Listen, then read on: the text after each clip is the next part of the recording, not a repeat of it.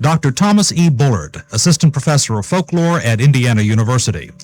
John Carpenter, licensed clinical social worker and psychiatric therapist in Springfield, Missouri. Dr. David Gottlieb, a physician and therapist in Toronto, Canada. Richard Hall, a writer-editor, member of the National Board of the Fund for UFO Research, and author of a book on unidentified flying objects. Bud Hopkins, a New York City artist and UFO investigator, and author of 2 books on UFO abductions. Dr. David Jacobs, Associate Professor of History at Temple University and author of a recently published book on UFO abductions, and Dr. David Pritchard, a professor at the Massachusetts Institute of Technology and coordinator of the Abduction Study Conference. The discussion was moderated by Richard Hall. What exactly is an abduction report? What is it that people typically report in an abduction case? Eddie, could you tell us? The basic abduction report is an account of someone taken from the highway, from a bedroom, from the open air, taken into an unusual environment by usually very short gray beings of humanoid but non-human description, given a physical examination of some sort, and then returned home. Sometimes the cases get more elaborate as the person has a conversation with the beings, and in a few cases you also get even more elaborate descriptions of transport to some very strange, seemingly otherworldly environment. But the basic classic abduction report, in those reports, the key elements are the capture, the examination, and the return. Okay, maybe Bud and Dave Jacobs could give us an example or two of a case they've been looking into. Well, one of the things that should be mentioned is that this doesn't just happen necessarily one person at a time. And so if 2 or 3 people may be abducted, say from an automobile or whatever, when they're taken into the ship, I should add, they're sometimes floated as if they're weightless, and very rarely do they simply walk. But when they're taken into the ship, they're generally then separated one from another, so they'll have very consonant memories up until the time they finally go into the ship. And I have cases involving as many as 7 people who were taken at once, but the description is exactly as you described it. Okay. I might add also that that the people who say these things are apparently a random cross-section of the population, and there doesn't seem to be any patterns that we could find in terms of age or ethnic group or educational level or anything of that sort. And they all describe basically the same experiences, and many of the reports are fairly complex, and yet and there's of course a variation in detail in them, but of course there's also a certain precision in their detail that is very, very extraordinary and constitutes one of the core features of the abduction phenomenon. Mm-hmm. Okay, let me ask. May I just Sure, say, pitch in. What about the issue of what age are the people when these things happen, and whether they happen more than once? The cutoff age for the first abduction is almost always about 30 or 35. Abductions seem to be an affliction of the young, sometimes starting at a very early age, almost at the cradle, certainly by age, say 5 or 6. And it usually goes on may go on the rest of your life, or it's a good part of it. I think it's also important to realize that these cases in which a small child reports an abduction, sometimes in great detail, a child that I worked with told his mother with great terror the next morning that he'd been floated out a window by 3 little beings. They went up a blue beam of light into a ship. He was put on a table. Things were done to his body. Some children have been demonstrated to their parents where a cut was put on the body and so on. And these are children 2, 3, 4, 5 years old even.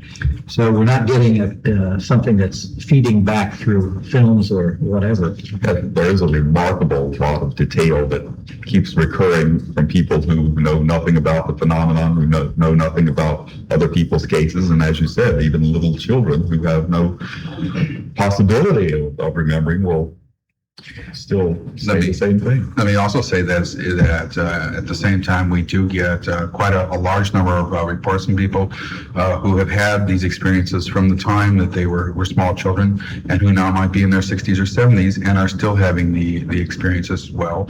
And the experiences have a similarity basically with other people's experiences. In other words, there's a change in the way in which they might be handled from being a child to an adult, but all the cases seem to correlate according to age as well. All the adults basically say they're treated one way and children are treated another way to a certain extent. Okay, now we've just come from an important conference in which we've been addressing this subject. I'd like to ask Dave Pritchard to tell us what exactly was the purpose of this conference. What did we hope to accomplish with it? Well, of course, like any conference, you have a number of purposes and you try to balance them off. But I think first and foremost in a field like this, it's very important to bring the researchers and the abductees or experiencers, or whatever you want to call them, and together. And in this case, we also brought in a lot of related professionals as well. It's important to bring them together just to talk and to share the ideas.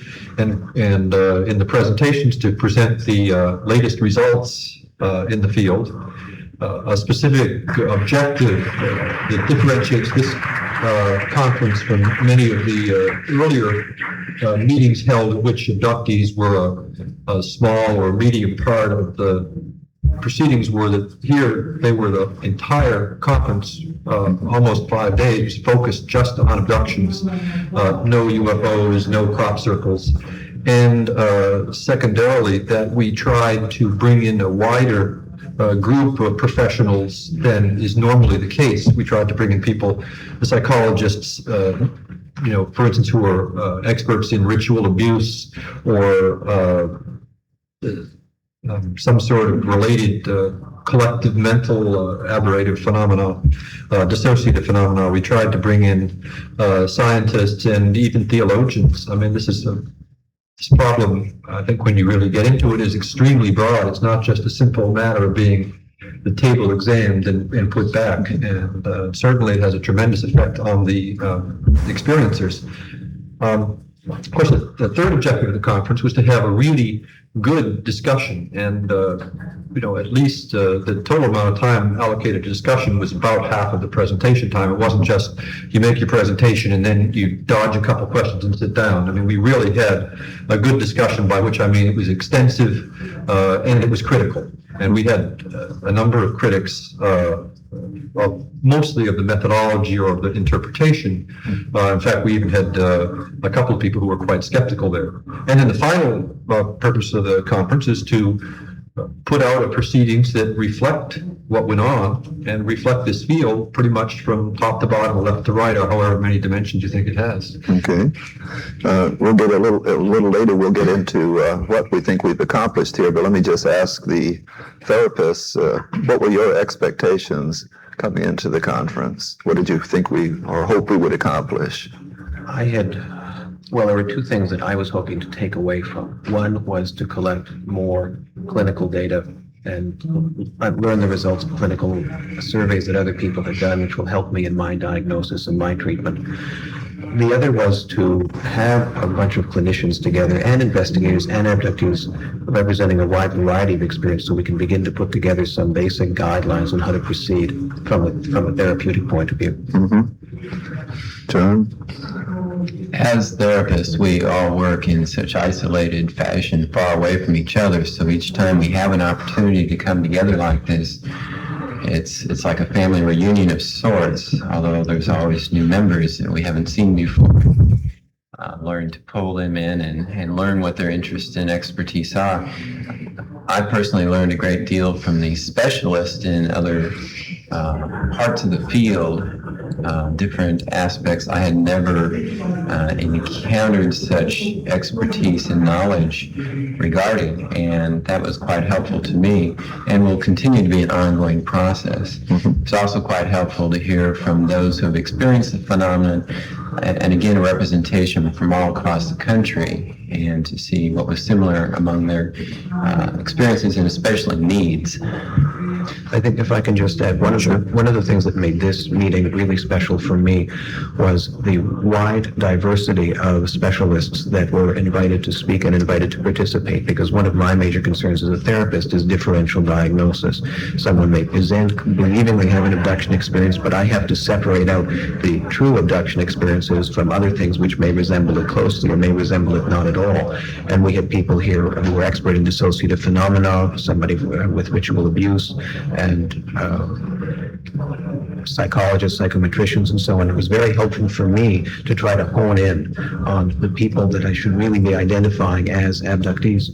Okay, good. Let me ask the investigators from their perspective what their expectations were coming into the conference, and you can go right ahead into what you think we've accomplished.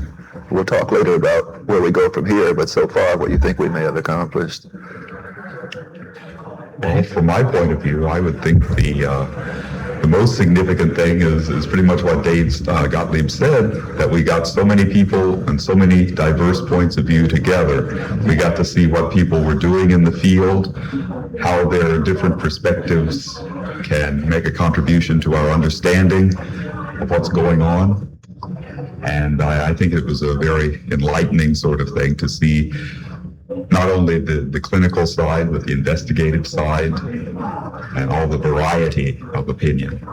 And there was a lot of discussion about the interactions between and among investigators and therapists and the perceivers. That was a good part of the conference. Maybe I'd like to talk about that a little bit.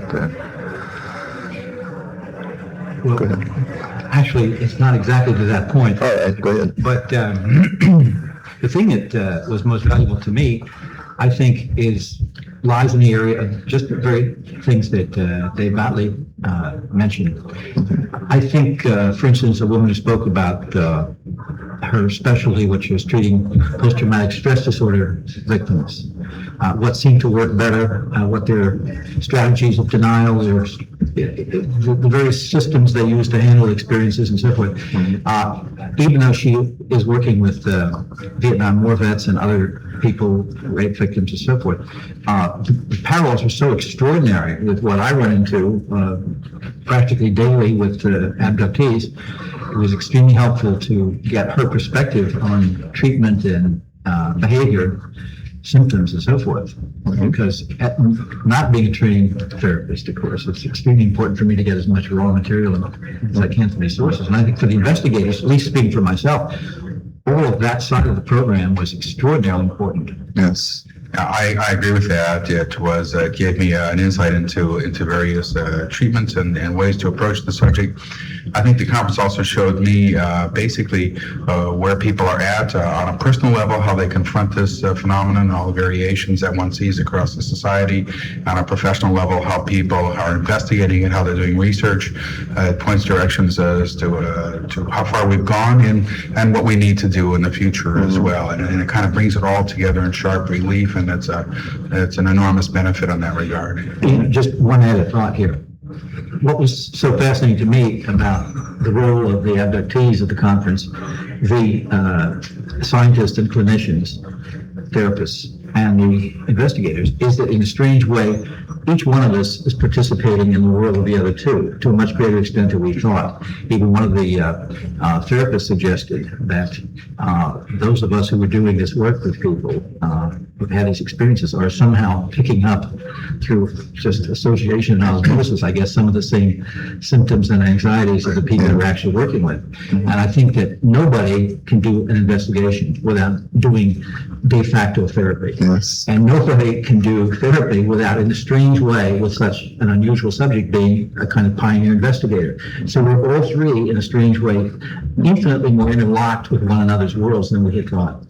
How do the therapists feel about this relationship?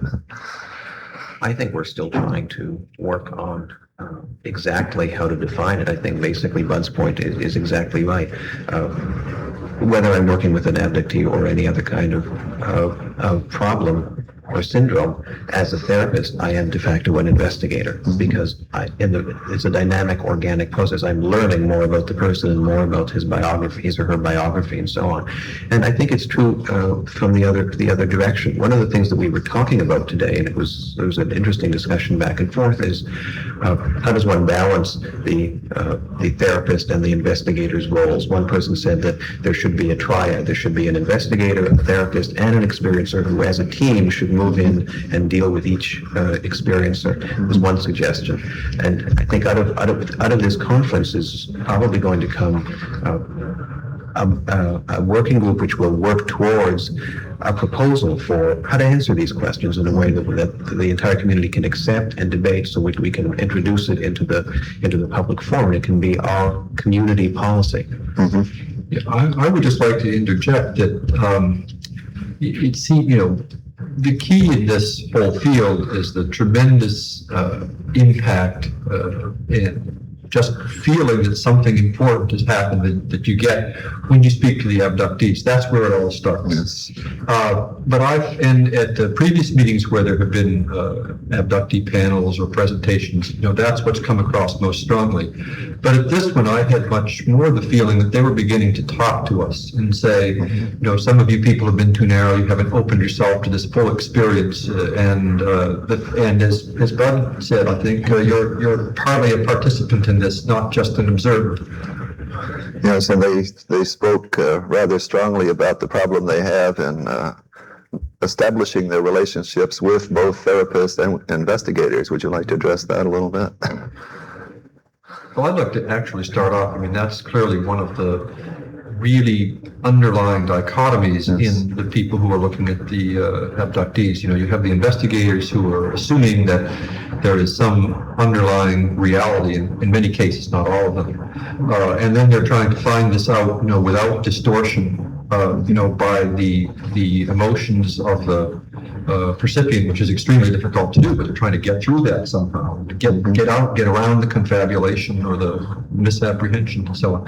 And on the other hand, there's the therapy people who are really trying to change the way that these people look at their experience without particular regard for its origin, and help them come to grips with it, view themselves as survivors rather than victims, or even there were some reports here of going beyond that and changing in a quite global way their perspectives on the whole thing. The problem for John and myself and the therapists who were here is that most of us are working there's a practical problem. Most of us are working in regulated professions, and at any time we can be called up to justify our actions as being following the accepted standards and practices of the community. So we're caught in a really difficult situation. On the one hand, we recognize what's going on here. We may not know exactly what it is, but there are people who are isolated and confused, they're in pain, and they need help. We're interested, and we want to do as a public service to step in and try to use what skills we have. On the other hand, all of our training and experience is to recognize a particular syndrome, look at the research that's been done in the medical literature and apply it so that we can go back to our colleagues and our peers and say, this is what we're doing. Maybe the case didn't turn out right, but not all cases will turn out right. At least we did what you believe to be accepted practice, and there are no such standards here, certainly not if I go back to my licensing board. So we have to we walk a very fine line. We want to treat the experiencer with respect. We want to collect information so we can understand what we're dealing with, so we can do a better service to the experiencer without going too far off in the data collection and without going too far off in our own conceptualization of the phenomenon. And that takes a tremendous amount of thinking and discipline and dialogue, and that's what this week was all about. I think those are extremely important points. Those who've experienced the phenomenon certainly gave us a very clear message about trust, responsibility. Not just any psychologist can pick this up and try to start seeing people. And those who've experienced this phenomenon immediately will recognize that they have a narrow focus, and it immediately can discount very important parts of their experience. So there's a great knowledge that those who are wanting to help need to obtain. And we are constantly, as therapists, gaining in our understanding. It's really a teaching that goes both ways. So I think that these are all very important issues that we have to stay, as David said, keep in mind very clearly, very clearly. But there was one of the professionals who was present who stated rather forcefully that it was absolutely impossible to do both investigation and therapy at the same time. What are some of your views on it? I'd like to address that. Okay. Indeed, we wear many hats, but as it has been already stated, a therapist is a natural data collector just because of the information, the content of the session. Now, as a therapist, I focus on the symptoms, the origin, the treatment, and the resolution of that. And in the process, you may hear some pretty strange stuff. And you're not going to discount that, especially if you've already judged the person to be sane. You're naturally going to be collecting data, and you're not going to just pitch it in the waste can, especially with something so bizarre as this. So at one point in the process, you're the therapist, you're really tuning into the emotional needs, but when those have subsided and the person is doing well, then you can deal a lot more with the data side, and you can switch hats. You do not do both at the same time, but you can switch hats in the process. I think that a lot of the problem here is in defining terms, as it often is in discussions like this. I think when people in this business use the term investigator, they use it in the context of people who've gone out and examined CE1, C2, and CE3 cases. They interview the people and they remain detached, and they take pictures and they collect soil samples. And that's fine. But as therapists, we act as investigators of experience, and that we cannot do that in a completely detached way. And I don't think an investigator who does not call himself a therapist primarily still can't do it in a completely detached way. Most of the people who've been working in this as investigators have found themselves drawn into the support and the therapeutic aspects of what they're doing. So maybe we need a new word, neither investigator nor therapist, but something else. And I'd like to add one more point, and that is it's hard to wear both hats. So what many of us have already done is included an investigator. Now, instead of thinking that they specifically deal with that part and I specifically deal with the therapy, it's really like just having two heads, two brains working on the problem. It's really just a teamwork approach. I'd like to mention one thing that's about the dual roles. Years ago, when I first started looking at these cases, I was using various psychiatrists and psychologists to do the hypnotic regressions. And I was there in the role of taking notes and observing and so forth. But the interesting thing was, as soon as we left, I would leave, of course, with the subject. The subject would be pouring out his or her heart to me about what had gone on. The person would call me at all hours of the night, and we would have long discussions. And it dawned on me at some point that in a peculiar way, the person doing the hypnosis, the psychologist, was in a strange way the investigator, and I was doing the therapy. I was the one who was receiving the phone calls and trying to handle the person, and the other person's role. I mean, it was not, of course, as clear-cut as that, but it was a peculiar realization as to who was actually keeping that person afloat and what common sense skills one had to develop to do that. So I agree with everything that's being said here, is that it is extremely difficult to separate these roles. Yeah, I'd like to also agree with that. Of course, it's difficult to separate the roles, and it's difficult to do therapy and to do investigation per se as such. I mean, this is a very tough subject, and I think it can be done with a sufficient amount of training. I think that they're complementary, and then I think that my own guess is that a therapist probably would work better knowing exactly what has happened to the individual, so they know what to work with and what to work on. And if you combine these two with a certain amount of insight and compassion and humanity, you'll find out what is happening, and you'll also find out the best ways to approach treatment. But it's not easy, and most people, as David, you say, who are UFO researchers who've gone and investigated CE1s and so forth, this is just not an area that's easy for them to get into. You know, it's very difficult. I think you can sum this up in terms of compassion, trust, responsibility, and open-mindedness. In my own personal experience as an alleged investigator, I find it very, very difficult to do classical investigation. I find myself being far more a therapist, a counselor. I do not feel comfortable with that at all because I'm not trained to do that. Okay, anybody else like to add anything to that? Okay, then, go ahead. I'd like to add one more thing about that.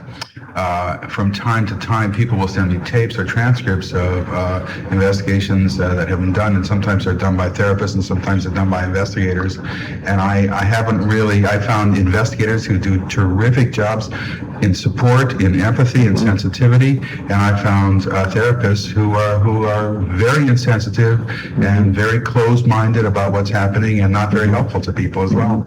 I think I'm a pretty good empath.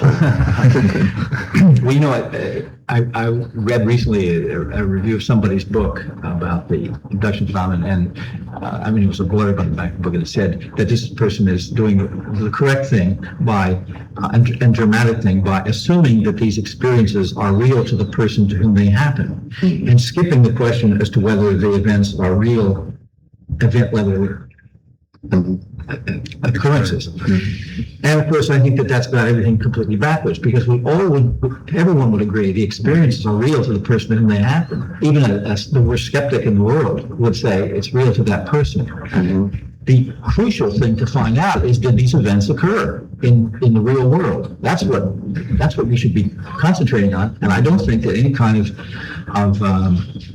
really proper therapy could even be administered if one were trying to say, for instance, with an alleged rape, that to the therapist it made no difference whether the person was raped or whether the person fantasized for rape. I think the therapies would probably be quite different. Okay, the problem is that for people who are licensed therapists, for instance, they're presented with first of all, they're presented with somebody in pain, in distress, suffering post-traumatic stress disorder, some other problem, and they don't know. One group of investigator might have a large number of cases, and they know, and they might go to a conference and they might know. But in my position, if I'm presented with somebody like that, if I proceed on the firm belief that there's actually happened in event level reality, whether I believe it's true or not, whether it in fact actually is true or not, the end result of that could be that if I have a bad outcome from a case, and all physicians have bad outcomes from cases, no matter how good they are. And all investigators. And all investigators, we all do. So, and someone makes a complaint, then I end up having to be called in front of my disciplinary board to justify the fact that I was approaching this case as if this was an actual fact. And that's very difficult to justify to a very conservative medical board. And the end result of that kind of a situation is that I get shut down, probably all the other therapists in town get shut down, it hits the newspapers, and there's this tremendous backlash. So the therapists are in a curious position of wanting to help the best they can and trying to walk this fine line. So I wouldn't be too hard on the therapist. I wasn't trying to criticize your therapist, but that I think that what's before us is beyond the problem of whether the experiences are real to the people. We should all agree that they are. Some people don't. You see that? Yes. Even saying that they're real to the people in a conservative medical or psychological community, that's a stretch. Well, some people think they're Napoleon, and that's But I think you do make a good point, because for us to think that we know all about reality that there is, and then try to describe that to the patient is a very tricky process, because how can we be sure? We have, to some extent, if they seem sane and they have passed psychological testing and they indicate these things are real, we do have to at least consider that. And that is where a lot of therapists do have a problem, because given all that, they still put the boundaries on what they believe and impart that to the patient. It's very interesting to see when that happens, because they'll be logical. You'll point out to them how logic dictates that they are not psychotic, they're not hallucinating, they don't suffer from organic illness. Therefore, this must be happening at some level of reality, and they'll say, no, they won't go that extra step, even though logic dictates it. And you see this process with investigation too. Over the years, with each decade that passes, there's a certain chunk of this weirdness that we accept, but there's still this little bit that's too weird yet. And in such an odd field, to call anything weird is something in itself. Oftentimes this problem, though, is solved by by the abductee or the person in front of you, many people come and they want to know, did this happen to me, or am I crazy, or did I invent this in some way? But oftentimes what happens is somebody, for instance, I had a situation where I had an attorney who remembered something happened when he was 15 years old, and he remembered the whole sequence of events under investigation. And after it was over, the first words out of his mouth were, "That was real." And there was no doubt in his mind whatsoever, and we just went from there. But if he was seeing a conventional therapist who wasn't necessarily familiar with this, I've had patients who have done that, and they have left the therapist because the client was sure it was real, and the therapist was sure it was not real. And even though they were working on other issues, that created a crisis of trust, a loss of trust, and they split. It was very traumatic. In the few abductees that I've, followed over a long time, that being several years, since that's all as long as I've been interested in this, I've talked to some who switched back and forth a couple times. I don't know if you see that. Oh, absolutely. They'd start off saying, yes, it must have felt real. They'd walk out of your office and think about it for a couple of weeks, and they'd say, oh, no, that couldn't have been real.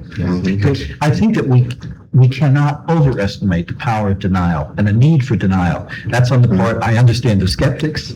I understand all the way down to the abductee himself or herself, the basic need to put this on some shelf. This cannot have happened. And one of the most dramatic things that occurs all the time to me is when there is some bit of evidence or something that the abductee realizes is confirmatory of the truth of their experience. For instance, someone in a couple of cases have drawn exactly the same notational symbols that they've seen inside a ship as my subject did. When the subject was shown the other person's drawing, which I've done twice now, probably incorrectly, that person, both those people burst into tears. They could not handle the fact that what they regard as their last ability to deny had been taken away from them. This is disruptive of the entire fabric of society as we know it. And there is a reason to deny it from every single solitary perspective, especially the perspective of the people who are having these experiences. Many abductees gave us a very clear message during this conference, and they would prefer to be crazy as opposed to having this experience. All of which brings us back to the importance of a conference like this and informing the therapeutic community of just what might be out there, how to look for it and not misdiagnose it. I can't think of anything more horrifying than some of the stories I've heard about the experience being drugged or even committed because no one recognized what might really be going on. I want to interject a brief cautionary note here, not that I'm arguing against the reality of this particularly, but one of the things that my eyes certainly were opened up by our organizing this thing together and then hearing the speakers was the fact that there are these other mental, in the case of the ritual abuse, you have a lot of the same kinds of things. You have multiple personality disorders that result from these experiences. You have people drawing pictures that look extremely similar, and then you have a large fraction of the community investigating them, saying that these aren't real experiences. So there are these parallels. I used to think that when you had two independent people who drew the same picture, well, there must be some real cause for that. And now I don't feel that way so strongly anymore. Well, I don't understand. Why don't you feel so strongly about that? Because in the case of the ritual abuse, the pictures shown by different people of, just how they were held down and so on and so forth, and, where the bottle of blood was and stuff like that. They're very similar, those pictures. And yet there are people who argue quite cogently, they were here at the conference, that these experiences did not actually occur. And so, and then there was the business of some of the people in the ritual abuse groups having shared dreams too. So I don't know. I mean, I'm not. It just I don't know how that fits into this, but it is disturbing. Yeah, but it is disturbing. There is one thing that has to be remembered, though. you can start finding parallels between abductions and a lot of other phenomena. And at a level of abstraction, it'll work quite well. But when you start getting down to looking at it case by case and very carefully, you begin to see certain consistent differences. The shamanic initiation phenomenon has often been cited as a direct parallel. And yes, you can find all kinds of points of similarity, but there are also some very significant differences. And there does seem to be overall in that core abduction phenomenon a coherency that's somehow qualitatively different. I would also, along the lines you're saying, say that the fact that you often see multiple witnesses to some events that are corroboratory at the beginning of the experience, several people see the UFO and indicate that this one seems to have more power to bring in several people together in a testimonially documented fashion. Yes. And not just right, and not just at the beginning. If you take a case like Barney and Betty Hill, they had complementary abductions. Some people have said that, Barney picked up Betty's dreams, but then why was his internal experiences complementary to hers and not identical to hers? One of the important ideas that came out of this for me, a crystallization of an idea, was the idea of clustering, that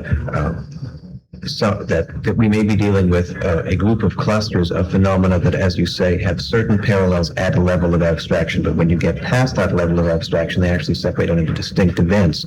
But from the point of view of a therapist or an investigator that is seeing somebody cold off the street, they've had an experience that's beyond their conception. They haven't done all the reading into shamanic rituals, satanic ritual abuse, abductions, and a host of other things. So what probably ends up happening is that they identify with the closest parallel that they encounter first, and then they end up presenting to a worker in that field. And it's the responsibility of each worker in those fields that share certain parallels to educate themselves about all the clusters to be able to redirect the person appropriately.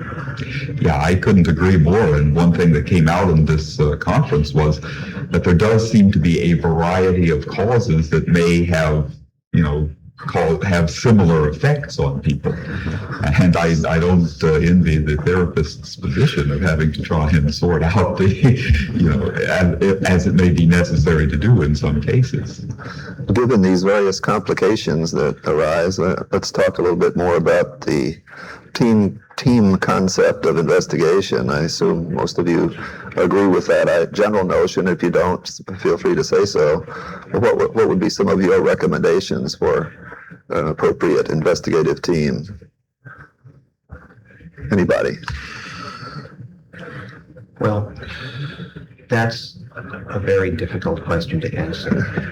To answer it generically, I think there should be in a team both psychotherapeutically trained resources, investigative resources, and experience resources.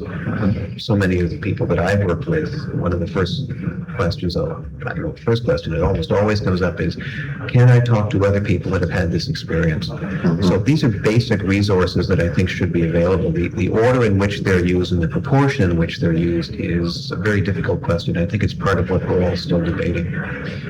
I can add to that in terms of talking about the integration of those resources.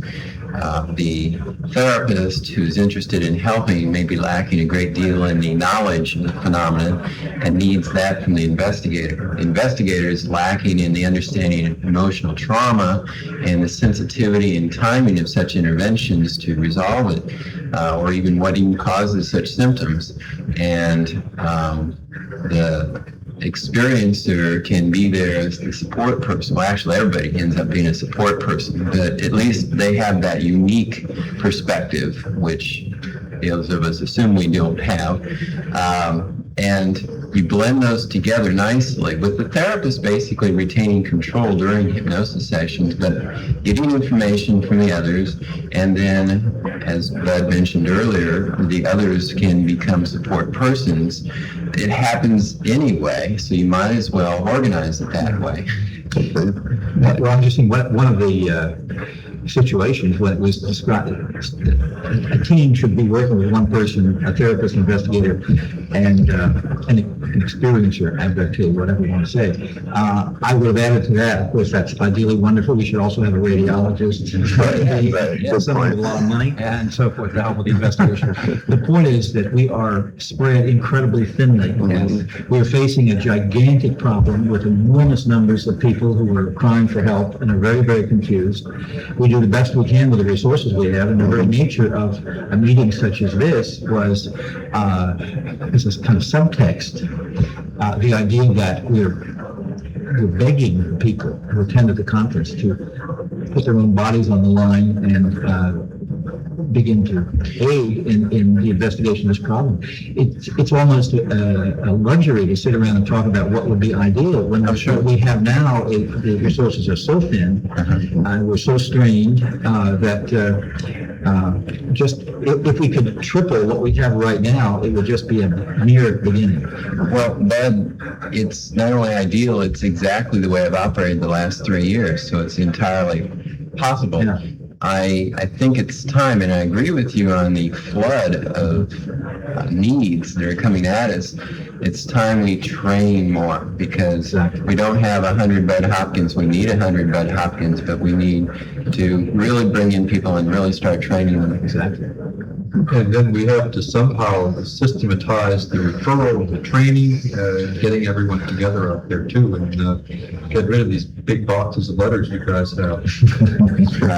No, we have to work out a series of protocols so that when a person comes to us and says something might have happened, a whole set of procedures can be set in motion, leading ultimately to treatment, investigation, and everything. And right now, people are just sort of doing it as best they can. Sometimes, in your case, it works out well. For other cases, people just have to do it alone. Some people have some support, some don't.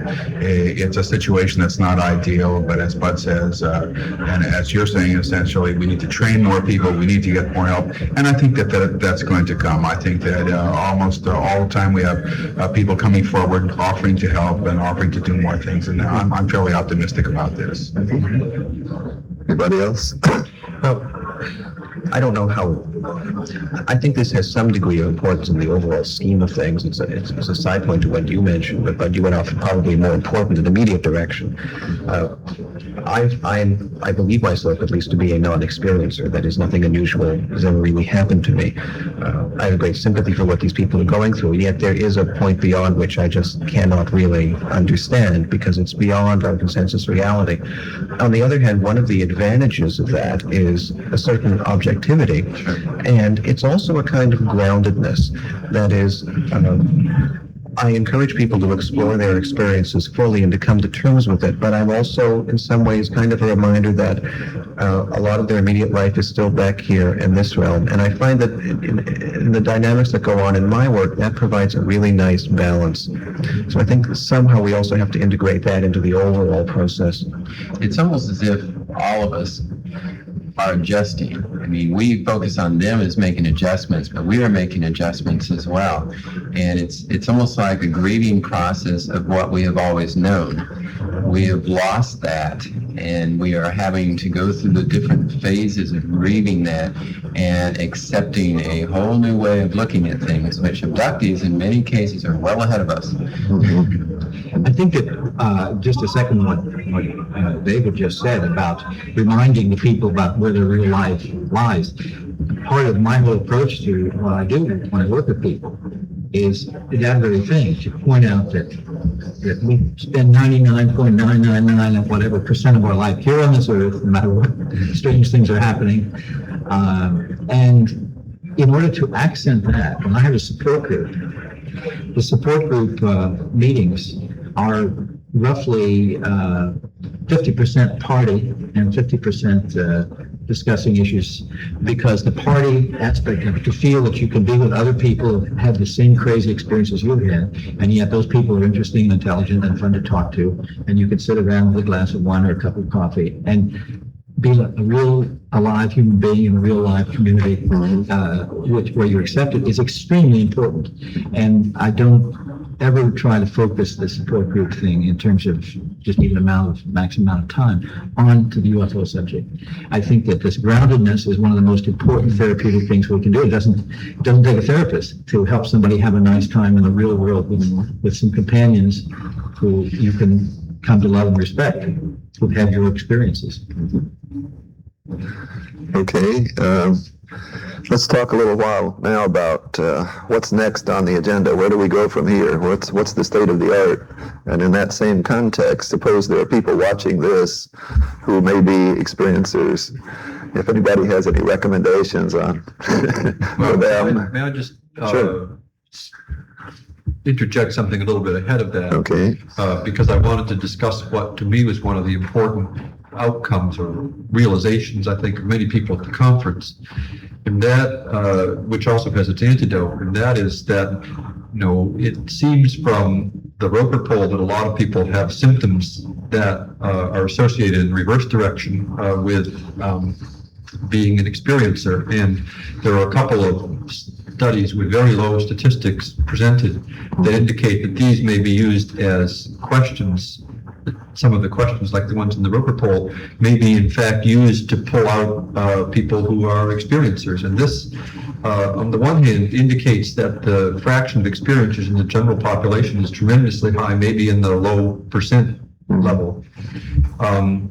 And now that cuts both ways. The first way it cuts is, it means that the sample of people we've gotten are only 1,000th, the tip of the tip of the tip of the iceberg. And so the way that we've selected them inadvertently, or the way they've selected themselves, is a tremendous possible source of bias on what's really out there. On the other hand, the fact that this is such a prevalent, seems to be such a prevalent thing in the general population means that we can select people in a very unbiased way.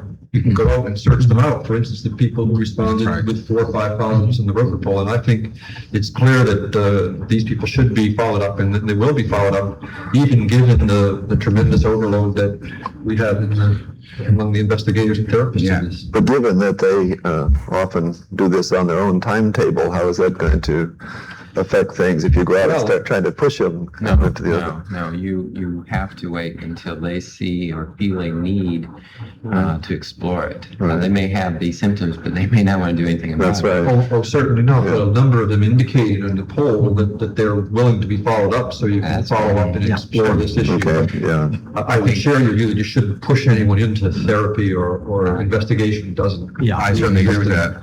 I think that the next thing that has to be done, however, and one of the more important ideas that I've gotten from the conference is that we must have a standardization in methodology and in treatment that is agreed upon by most people who do this sort of work. I think that this is extremely important so that we can learn what the parameters of this phenomenon are, and also so that we can learn the proper modes of treatment. I think this is coming, but right now we still have an awful lot of work to do with that. Mm-hmm. And of course, we also need, as we mentioned before, we need to simply enlist more people in doing this. And the Roper poll study has shown that there's an awful lot of therapists out there who are willing to donate their time and to at least to look into it further. And we hope that we'll be able to get a significant number of them who will actually engage in this kind of work. And so we're quite optimistic about that part. Mm-hmm. One of the aspects of the conference which suggested a bit of a problem to me is there seemed to be a tendency from time to time to slip into discussions of the nature of the aliens, quote unquote, whatever they may be, as to whether they're helping us or hurting us. The good guys versus bad guys. The good guys versus the bad guys and so forth. And of course, I think essentially that gets into almost a kind of theological argument. And I think we must concentrate our attention on what is happening to human beings and help them explore their own personal experiences. Because I think if you start dealing with whether or not you have been, these are enemies, these are friends, whatever, you're providing yourself with either food for paranoia or some kind of rationalizations that can feed a certain kind of denial. We've got to get people, I think, away from those judgments, But one way or the other. what happens when it's the experiencers who make that judgment, though? We see that happening. I think that one of the problems is that the investigator or therapist involved can have an undue influence in that area. And I think we've seen examples at the conference I have of feeling a certain sort of theological line being paid out by a therapist, investigator, or whatnot, which I think is not. In other words, it's almost as if they're trying to decide the nature and moral qualities of the germs without trying to figure out what the disease is. This is a very complex question because it returns back to the question of investigator versus therapist, depending on how you want to define those terms, and the balance between when do you have enough information versus, which is what the investigator wants. The investigator wants complete information, and the therapist's primary goal is to return the patient to a state of emotional stability. And if one is working a case through to a certain point and psychologically there appears to be a calm and a resolution, but one may not have a full corpus of data, then what do you do? Now, as a therapist, my primary obligation is to maintain their health. It is conceivable that we have not worked through the full body of material, but perhaps we have reached a plateau for that person at that time. To force it through, that's a difficult decision. And most of the time, actually, I don't do it because I still know with certainty so little about it. But they know that I'm available for them, whether it's in a month or 6 months or a year. I'm still there. Right. So I don't really care how long the investigation takes. I agree, David. I don't think anybody wants to force somebody through to anything. I mean, And I'm not don't even have implying time to think about that. I know we don't have the time for that. But I think that the biggest cloud on the horizon, actually, as I see it, is a kind of theological argument, which is, I think, essentially a waste of time. It misses the point all the way around. That's the way the experiencers, or certain ones of them, seem to be taking it. To them, it's beginning to be a profound philosophical or religious issue. So they're introducing her. Perhaps that's a method of their coping. Though. Yeah, And it is. if they suspect choose so. that and it works for them and it doesn't hurt them or anybody else, it's okay. No, I agree with that. I completely agree with that. You know, I want to ask a question here about Dave, really. One of the things that I've observed in the difference between investigators and therapists, or I don't want to paint it that black, between those two different logical systems, is the difference in what is perceived as progress or truth. To the investigator, it's case-to-case reproducibility, and to the therapist, many times it seems to be a big change in how the person relates to the phenomenon. Now, in your work, do you feel that lines of investigation or approach, to a more neutral word, that result in significant change in how the person views the experience? Would you regard that as something to be encouraged or stay away from, or a positive indicator that you're on the right track? Or do you think this indication you're beginning to mislead these people in religious ways? Well, I don't try to lead them into any view of the nature of the experience. We just try to uncover what actually happened. Right. I don't care what view, and when I have a support group meeting, one of the things I have to do is, to some extent, referee between people who want to break the necks of the aliens and other people who feel they've had some kind of spiritual growth as a result. And it's fine by me. I don't care which ones, but the point is, it's an argument that leads nowhere, and we want resolution. But of course, I'm feeling very often that people who have come to a very, very positive view of the experience have just, in a certain sense, constructed a silver lining, which is perhaps postponing the true effect of the disillusionment that's bound to come, and the problems and so on. So I see it as, in a certain sense, a problem of therapy. That's right. I think what you're saying, and what I find also, is that to me, however the abductee handles it is up to the circumstances and the background and the upbringing of the abductee, and whatever works for them is the best way, and we'll work with that as long as it brings relief and some sort of therapeutic value.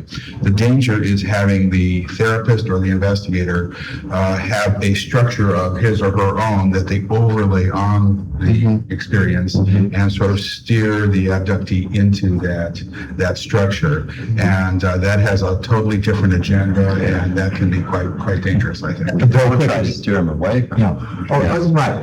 A very quick example of something I was horrified was one man who was a therapist who insisted that aliens were much more trustworthy than human beings, and that one of his ritual things he tells a new abductee he's working with, or experiencer, whatever, is that he has to fill them in on the government cover-up and the extent to which the government is lying. And I thought, how in the world would any therapist have the nerve to say that's something he has to present to his patient or his client? I mean, that's again almost theology. That kind of a problem is offensive, but it's not unique to this phenomenon. It comes up in all kinds of therapeutic cases, and it's bad work. And the problem is that it's hard to find good people, like it's hard to find a good pizza in town. But it's a problem, damn it, that we all face. Exactly. Well, from the standpoint of a data shuffler, the completeness of any one given case is not all that significant if you have enough cases. The overall body of the thing, it'll all equal out in the end if there is genuinely some kind of equality in there. So, by all means, I would say look out first and only for the good of the Absolutely. Right. person. Yes. And the data will take care of itself, as long as everybody communicates that data. That's an excellent point. For the duty, I think, to whoever is doing the research, whether it's research or investigation therapy, is for the client or the patient in front of them, and their well-being is number one on the priority list, and collection of data is number two, and number two is in a much lower level. I had an example of working with a 13 or 14-year-old girl who was a born-again Christian, who was in tears and shock after an abduction, which she remembered consciously, because when she was on the table and things were being done to her body, she was praying to God to save her and take her out of there, and God didn't save her and take her out. And I found myself having a long discussion about why that should not be damaging to her faith, because I was certain that there were other times she prayed for some sort of deliverance that the prayers, one reason or another, had not answered. And here I was, from the point of view of someone fairly agnostic, And now you're the doing what I theologian. could to help this young woman get back a support that seemed to be very crucial to her life and what she needed at that point. Mm-hmm. So I think we do have to use every possible tool that's available to help that person, regardless of data or. Okay, good. That's a very good note to close on, and I want to thank you all very much for your cooperation. Thank you. Just to add one thing, and that is that one of the big problems in this field is resources. Yes. We're beginning to get people who volunteer to collect up a number of MRI or CAT scans, or who are going to deal with alien writing or something like this. I mean, we're beginning to get into the specialist regime. Mm-hmm. But all of this kind of thing, and the investigation of physical evidence in particular, but data banks and standardized psychological testing forms requires money. And I really think that the people out there have got to start supporting the country UFO research with a little bit more than $25 or $50. I mean, some serious resources are needed in this field, and progress is clearly being held back because they aren't there. That's even a better note to close on.